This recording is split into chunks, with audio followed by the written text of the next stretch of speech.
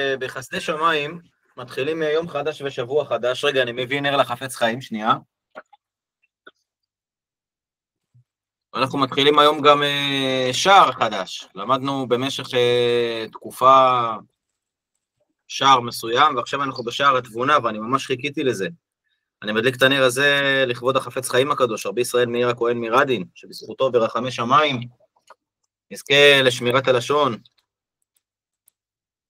לא לשמוע לא טוב על אף יהודי בעולם כולו, אמן כן יהי רצון. ואני גם שם צדקה, שהצדקה הזאת תהיה בעזרת השם ברחמי שמיים, גם בשביל החפץ חיים, ובעבור כל המשתתפים והמאזינים, שנזכה לשמירת הלשון, לדיבור מתוק מדבש בעזרת השם, ולנצל מכל דיבור אסור. הלימוד יהיה לשמירה, להגנה, הצלה, רווחה, ישועה של כל עם ישראל כולו, להשבת כל החטופים, לרפואת כל החיילים הפצועים, לרפואת כל עם ישראל בעזרת השם, שלא תיפול שערה משערות ראשו של אף יהודי בעולם כולו.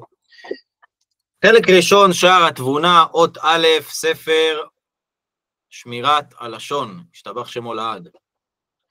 יבואר בו מאמר הגמרא, מה אומנותו של אדם בעולם הזה? יוסי, מה האומנות של האדם בעולם הזה? מכל הדברים בכל העולם כולו, מה חכמים קראו לו אומנות? זה אומנות שראוי ללמוד אותה. אתה יודע? לדעתי התורה, תורתו. לשים את עצמו כאילם. ככה כתוב. מה אומנותו של אדם בעולם הזה? ישים את עצמו כאילם, לדעת מתי לשתוק. לדעת על מה לדבר ועל מה לא לדבר. וואו. כתוב בגמרא במסכת חולין בדף פ"ט. אמר רבי יצחק, מה דכתיב, מה שכתוב בתהילים, תהילים בפרק נ"ח בפסוק ב', האומנם אלם, כן, כמו אילם, צדק תדברו מישרים, תשפטו בני אדם. אומר רבי יצחק בגמרא, מה אומנותו של אדם, מהי אומנותו של אדם בעולם הזה? ישים עצמו כאילם. מה שכינה הכתוב לזה בשם אומנות, להורות לנו כמה עניינים שונים. כן? למה קוראים לזה אומנות, יוסי? מכל הדברים בעולם, מה זה הלשון הזאת אומנות? אומנות זה משהו מאוד... קצת. מה מיוחד באומן? מה מיוחד באומן? בואו נבין את זה רגע ביחד. מה מיוחד באומן? שאומן, אומן יש לו שני חלקים. אומן יש לו שני חלקים. אחד, יש לו את הכלים הנדרשים לביצוע המלאכה שלו, נכון?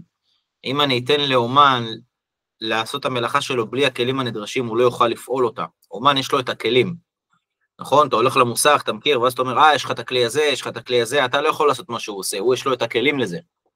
דבר שני, הוא רכש את הידע הנדרש לא רק בשכל, אלא את המיומנות בכלי העבודה שלו. בסדר? לא כל אחד יכול לבוא מחר לעשות את מה שהוא עושה. בסדר? ולכן צריך להבין, אם אלה שני הדברים שיש באומן, שהוא רכש את מה שנקרא, רכש בלב שלו, רכש בניסיון שלו, לדעת איך להשתמש בכלי, ושיש לו את הכלים הנכונים, למה דווקא על זה קראו שמכל האומנויות בעולם כולו, האומנות הכי גדולה היא לדעת איך לשתוק. אחד, אומר החפץ חיים, כי ידוע שאם ירצה האדם שאיננו אומן לעשות איזה כלי, אפילו שבשכלו הוא מצייר בקלות את האופן של העשייה בכל העניינים, אף על פי כן יקשה עליו עשייתו בפועל, מפני שידיו עדיין לא הורגלו לזה. מה שאין כן מי שהוא אומן שכבר הורגל בזה מנוערותו, שהוא יכול לעשות את זה בקלות. אם אני עכשיו יראה לך, אתה מכיר יוסי הלכתי לא מזמן עם מורה לבחור בדים בשוק בתל אביב שם, אני לא זוכר איך קוראים לזה. איך קוראים לשוק הזה בתל אביב שם? יש שם איזה שוק גדול. לא זוכר את השם שלו. ואתה רואה שם כאלה, כל מיני בעלי אומנות, אחד נגיד עושה מנפח זכוכית, אחד כל מיני כאלה, כן? עכשיו זה נראה לא קשה. עכשיו אם אתה מנסה, זה מסתבך לך, אתה לא יכול, אתה יודע, אתה רואה רתח עובד, אתה בא עושה ככה, נתקע לך, עושה, אתה לא יכול, אתה צריך להתרגל, נכון? גם לשיר לא נראה קשה. גם לשיר, כל דבר. כן, ובמידת השתיקה אומר החפץ חיים. אף שכל מי שיש לו דעת מצייר בדעתו שהמידה הזאת היא טובה מאוד, כל אחד שיש לו שכל מבין שמי שיודע מתי לשתוק ואיך לשתוק, הוא משומר על ידי השתיקה מכל האיסורים שבאים על ידי הדיבור. נכון? יש הרבה איסורים שיכולים לבוא על ידי הדיבור, הונאת דברים, לצייר מישהו בדיבור, כעס, יש גאווה, דיבור של מחלוקת, דיבור של רכילות, הלבנת פנים, חנופה, שקר, לשון הרע, ליצנות, דיבור בבית כנסת, כללות, יש הרבה אופנים שאפשר להשתמש בצורה לא יפה בפה. ובוודאי שמי שיש לו שכל מבין, שמה היכולת הכי חזקה להצליח למען מכל האיסורים האלה, שיהיה לך שריר חזק בשתיקה, שאתה יודע מתי לשתוק. והשתיקה היא לא שונה מאף שריר בגוף. כמו שאם אתה רוצה להצליח להרים משקל עם הידיים, אתה מתאמן ואתה מרים יותר, בן אדם שמתרגל להצליח לשתוק במצבים מסוימים, הוא מפתח אצל עצמו את היכולת הזאת, את יכולת השתיקה, זה אומנות, בסדר? אני רוצה להגיד לכם משהו מדהים שלמדתי השבוע בהקשר הזה, שלא קשור לשמירת הלשון ספציפית, ויחד עם זאת קשור מאוד. יש מחקרים שמתחילים לצאת בזמן האחרון, מאוד מבוססים, מחקרים נוירולוגיים מדעיים, שמה הם מגלים? שבכל פעם שבן אדם נוהג במשמעת ושם את הערך שלו לפני הנוחות שלו, זאת אומרת שהוא רוצה לעשות דבר מסוים, אבל הוא עושה דבר אחר, שהדבר האחר שהוא עושה, הוא עומד בקו אחד ביחד עם הערכים שלו, ולא ביחד עם הנוחות שלו. זאת אומרת שאני נמצא עכשיו בסיטואציה שאני יכול יומיומי, הרי העניין הזה של הלשון זה משהו שהוא יומיומי. יומיומי יש לך, אני אדבר פה, אני לא אדבר פה, פה אני יכול לפגוע, פה אני יכול להגיד בטעות על מישהו, זה משהו יומיומי. נכון? זה התמודדות מסוימת. המחקרים האלה מראים שבכל פעם שבן אדם מתנהג בקו אחד, בקנה אחד, עם הערך שלו, כנגד הפיתוי, זאת אומרת שהוא מתנהג במשמעת, כן? יש חלק מסוים במוח שהוא טיפה גדל אצל האנשים האלה, שיש להם ערך ומשמעת מעל פיתוי. ואותו חלק שגדל, הלכו וחקרו מה החלק הזה עושה, מה החלק הזה אחראי, על מה הוא מתפקד, וגילו שהחלק הזה הוא אחראי על הרצון של האדם, שם הרצון נמצא, ועצם הרצון ותחושת החיים שיש לאדם. בסדר?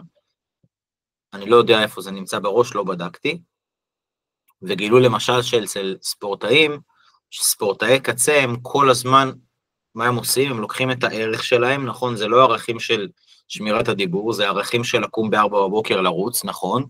אבל בשביל להיות מאוד מצליח בתחום של הספורט, אתה צריך המון המון המון משמעת, ולשים קודם כל את הערך שלך לפני כל דבר אחר, כי אתה חייב לשמור על הסטנדרטים מאוד גבוהים של שעות שינה ותזונה וכושר, ולשים המון דברים בחיים בצד, ומפגשים חברתיים ואישון ופן וכיף וכו', וגילו שאצל אתלטים, ספורטאי קצה, החלק הזה הוא מאוד מאוד מאוד מפותח, ויש להם רצון ותחושת חיים מאוד חזקה כתוצאה מזה, בסדר? זאת אומרת שההימצאות הזאת שלנו בתוך סיטואציה שבה אנחנו נמצאים בתוך מאבק כזה יומיומי, מתי אנחנו מדברים ומתי לא, מעבר לכל התועלות הרוחניות העצומות שיש לנו בזה, אנחנו ממש מגבירים בתוכנו את כוח החיים. האמת שלא צריך אותם בשביל זה, הדברים האלה גם כבר כתובים בתורה הקדושה, אבל זה כיף לדעת שיוצאים אחרי כל כך הרבה שנים שזה כתוב במאמרים שמוכיחים את זה, אבל ברוך השם. אז אף שכל מי שיש לו דעת מצייר בדעתו שמידה טובה מאוד, הוא בלתה עלו לכמה מאורעות, מכל מקום יסכים האדם בדעתו לאחוז במידה הזאת של השתיקה, רק בעת אשר יהיה מוכרח לזה, מחמת מצוות התורה, כמו מלדבר לשון הרע ורכילות וליצנות ודיבורים אסורים, אבל בלי זה ידבר כל מה שהוא רוצה, גם מה שלא הכרחי ולא ישים לב, ובוודאי גם מזה על ינח ידו, אחרי שלא ירגיל פיו ולשונו בעניין מניעת הדיבור, ואדרבה, הרגילה מנערותם, אני כבר רוצה לדבר כל מה שיעלה על ליבו. מה שאין כן אם ירגיל פיו כל כך במידת השתיקה כמו האומן לאמנותו, עד שתהיה לו השתיקה עניין טבעי בנפשו והדיבור חוץ לטבעו, כמו באיש אילם, בוודאי יהיה נכון ליבו בטוח בהשם שינצור לשונו מרע ולא יבוא לכסילה עוד. אני רוצה להסביר את זה וגם לשים את זה בתוך איזשהו משבצת בריאה, כי אני זוכר שלפני הרבה שנים היה תקופה שניסיתי ללכת עם זה, עד שראיתי שבמקום אחר חפץ חיים כותב, שלאנשים שהם חלשים יותר ועצובים יותר ובדור אחר, אז להתנהג באופן שונה, אבל אני רוצה רגע להסביר מה הוא כותב, וגם לאזן את זה לפי המקום ההוא שאז קראתי גם מהחפץ חיים. אנחנו רגילים, מהרגע שנולדנו, אף אחד לא דיבר איתנו על זה בכלל, שהפה הוא יותר מסוכן מהידיים, נכון? זאת אומרת, אנחנו כשחינכו אותנו, אז אם היה מצב של מכה, תשמור על הידיים שלך. אבא הוא הרביץ לי, כן? תשמור על הידיים. אנחנו למדנו שאי אפשר ללכת ברחוב ולתת לבן אדם סתירה. נכון? אי אפשר, אני לא יכול עכשיו, לא נוח לי, אני יכול לדחוף בן אדם. הערכים האלה הוטמעו בנו מגיל מאוד מאוד צעיר. ממילא, בשעה של מריבה, כל אחד יודע, בדרך כלל, 99 מ-100, לשמור את הידיים בכיסים. מאוד נדיר למצוא סיטואציה שאתה רב עם בן אדם, מתווכח איתו, ופתאום בא, הוא מביא לך איזה מכה בראש. זה לא קורה כל יום, בוא נגיד ככה, בסדר? זה לא סביר. המצב האופטימלי היה צריך להיות, בעזרת השם בעולם מתוקן, שהיו שמים איתנו דגש מאוד מאוד גדול, לא רק על הידיים שלנו, אלא גם על מה אנחנו מוציאים מהפה.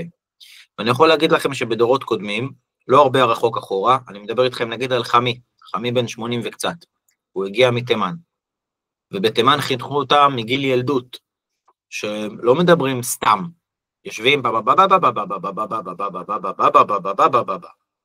לא מדברים סתם, אם יש לך מה להגיד, תגיד, אם אין לך מה להגיד, תשתוק, לא צריך לחפש על מה לדבר בכוח, כן?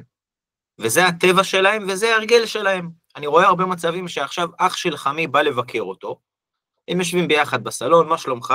איך אתה מרגיש?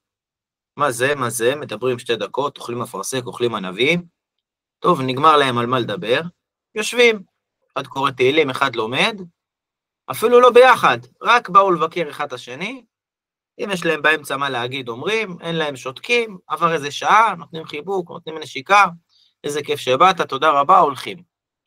עכשיו, זה לא מוזר להם שהם לא מדברים בזמן שהם נמצאים ביחד. למה? אין לו מה להגיד, הוא לא מדבר, אין לו מה להגיד, הוא לא מדבר, אם יש מה להגיד, אומרים. זאת אומרת שהם נמצאים במצב שהרגילו אותם מילדות, וככה זה היה בדורות קודמים, הרבה בדורות אחורה, שאתה פותח את הפה, כשיש לך מה להגיד, אתה לא כל הזמן מחפש סתם על מה לדבר. אנחנו נמצאים היום במצב, אתה יושב עם אשתך בבית, אתה כל הזמן מחפשים על מה לדבר, אתה יושב עם חבר, מחפשים על מה לדבר. מסביר החפץ חיים, שאם אתה כל הזמן מרגיל את עצמך, שאתה בלי לשים לב, מדבר כל הזמן, ויכול לדבר על מה שאתה רוצה, ואתה רק מנסה להיזהר, וואי רגע, אולי פה יהיה לשון הרע, אולי פה, הוא אומר, נכון, אתה יכול, זה מעלה מאוד מאוד מאוד גדולה, זה מעלה עצומה, אבל יהיה מאוד קשה להינצל לגמרי על ידי זה. יהיה מאוד קשה על ידי זה לקנות דיבור שהוא באמת, באמת, באמת קדוש, באמת מתוקן ממש, אוקיי? אלא מה? שהמידה הטבעית אמורה להיות שאני אמור להתרגל לחשוב לפני שאני מדבר. בן אדם שהוא מרגיל את עצמו במידה של השתיקה. במקום אחר הייתי, אני ניסיתי ללכת עם זה תקופה, והיה לי מאוד מאוד קשה, וראיתי שאני גם מתקשה להתרגל לזה. ואז ראיתי במקום אחר שהחפץ חיים מסביר, שיש אנשים, בטח בדור הזה האחרון, שהם חלשים יותר, והם עצובים יותר, אם הם ישתקו, הם יגיעו למצב רוח לא טוב, ולאנשים האלה העצה הזאת היא לא לשתוק כל הזמן, אלא אחד, לשים לב לפני שמזכירים שמו של אדם אחר, זאת אומרת שיהיה לנו כמו כפתור בראש כזה, לפני שמדברים על כל בן אדם, בכל קונסטלציה שלא תהיה, או שומעים על כל בן אדם, צריך להפעיל פילטר. בסדר? זה רמה אחת מתחת לדרגה של הצדיקים, אבל הוא אומר, אתה רוצה להינצל, תעשה לעצמך הרגל. כל פעם שמישהו מדבר איתך על שם של בן אדם, או שאתה בא להוציא שם של בן אדם מהפה, תעצור ותחשוב, האם אני יכול להקשיב לזה, או האם אני יכול להגיד את זה. בסדר? תחשוב טוב על זה לפני כן, ורק אחרי שאתה יודע בוודאות האם זה בסדר, אתה יכול להמשיך. בסדר? דבר שני, שאפשר לשים לב אליו מאוד, מאוד מאוד אפשר לשים לב אליו, אם אתה רואה שאתה נמצא, מה שנקרא בעידנא דריתחא, אתה נמצא במצב של כעס או פגיעה, תישאר אילם לכמה דקות. תישאר לכמה דקות. אני יכול להגיד לכם, היה לי בשבת הזאת, יוסי, קניתי לילדים יו-יו סיני, אתה יודע מה זה יו-יו סיני? משחקים עם זה, יו-יו סיני, זה משה מכיר את זה. עכשיו, אני בא לעשות קידוש, והילדים כל כך שקועים ביו-יו סיני, והילדה שלי או אשתי, לא זוכר, אמרו לי, אבא, תגיד להם שיבואו לקידוש. עכשיו, אני כל כך הייתי חם עליהם כבר, כן, לא שכעסתי עליהם, כבר, אתה יודע, אמרתי להם בעדינות, אולי תבואו, אולי זה, וראיתי שזה לא קורה. עכשיו, ידעתי שאם אני אומר להם לבוא לקידוש, אין מצב שאני נשאר רגוע. אין מצב שאני אומר להם את זה, ואני באמת רגוע ומחייך ושמח. ידעתי שאם אני אומר להם או לבוא לקידוש, בוא לקידוש. לא יודעת, זה מגזים, כן? אבל ידעתי שזה לא יהיה אז אני שותק. הם עם היו-יו, אני עושה קידוש, הם עם היו-יו. והילדה שלי אומרת לי, מה אבא, מה אתה לא... זה, לא, אני שותק. למה אני שותק? כי אני יודע אם אני אדבר, אני לא יכול להחזיק. בסדר? לא יכול. עדיף שלא יהיו בקידוש וישחקו ביו-יו, מאשר שאני איפול בכעס או ברתיחת הלב בשבת קודש, וגם לא ביום חול. בסדר? עדיף ככה.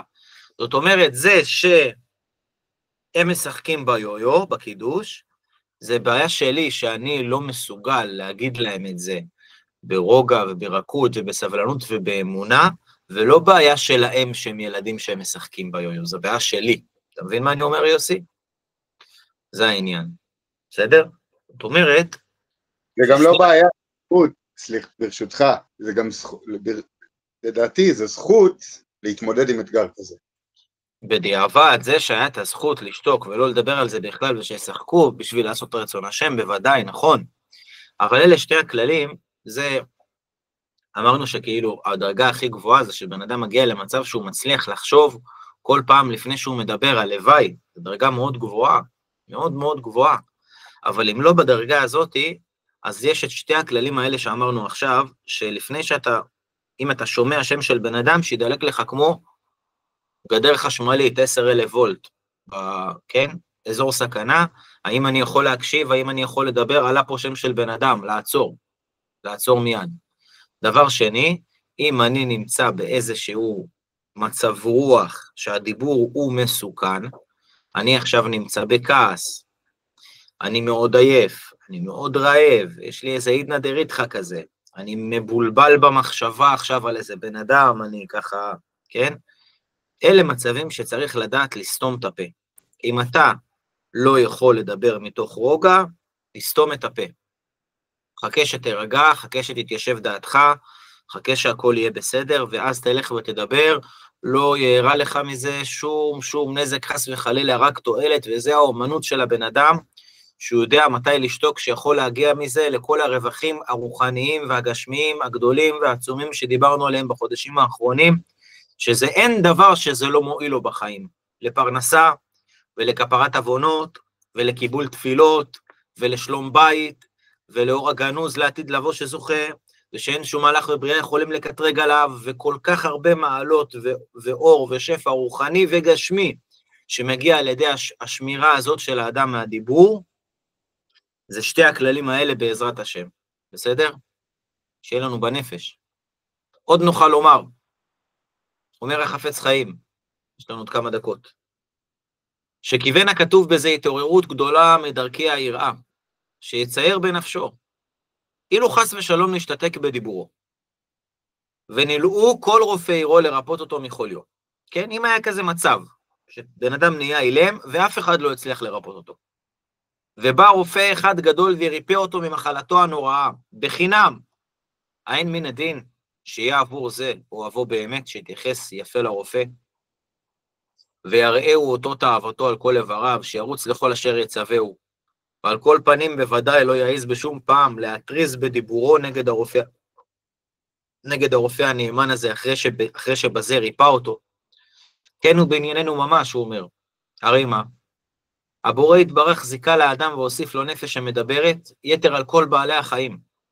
למה? למה הקדוש ברוך הוא נתן לנו את הנפש שמדברת, כדי שנעבור עבירות והוא יעניש אותנו, חס ושלום? לא.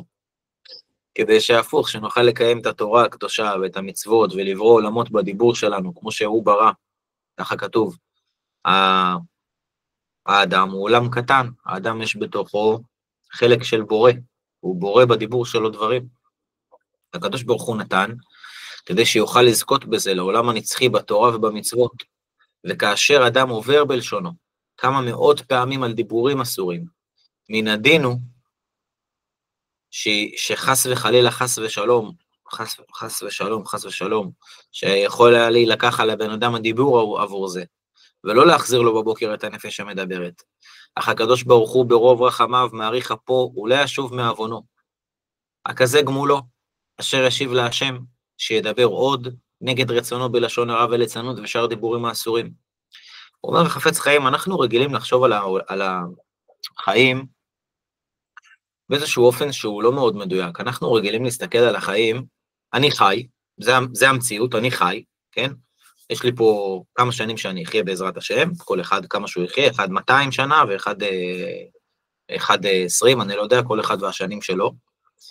ועכשיו כל אחד בשנים שלו הוא כאילו מחליט אם הוא רוצה לעשות את הרצון של השם, את הדברים הטובים או לא. זה, כן, אני יכול להחליט, בא לי היום, בא לי לדבר ככה, היום בא לי אחרת וזה. אומר החפץ חיים, הרי זה לא באמת עובד ככה.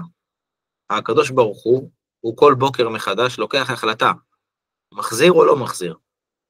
מחזיר או לא מחזיר? והקדוש ברוך הוא בבוקר מחזיר לך את הנשמה. מה הדבר הראשון שאנחנו אומרים, שאנחנו פותחים את העיניים? שמודה אני שמה, שהחזרת בי נשמתי בחמלה, רבה אמונתך. מה זה רבה אמונתך? שהקדוש ברוך הוא מאמין בנו, שאנחנו נתקן ונשתפר ונהיה טובים בעזרת השם.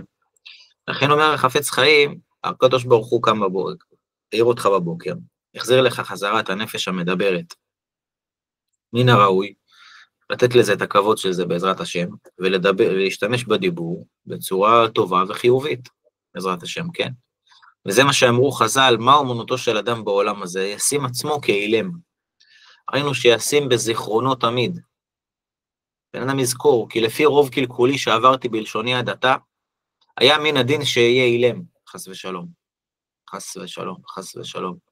כן, בן אדם צריך לחשוב, לפי מה שדיברתי עד היום, יכול להיות שהיה צריך כבר שאני אהיה אילם, חס ושלום. החסדו גבר עליי, אז איך חשוב לחטוא בזה עוד? ואגב, נבהר את סוף המאמר הנ"ל, לא, נגמר לנו הזמן, אנחנו צריכים לעבור לספר השני. אני רגע עוצר את ההקלטה שנייה.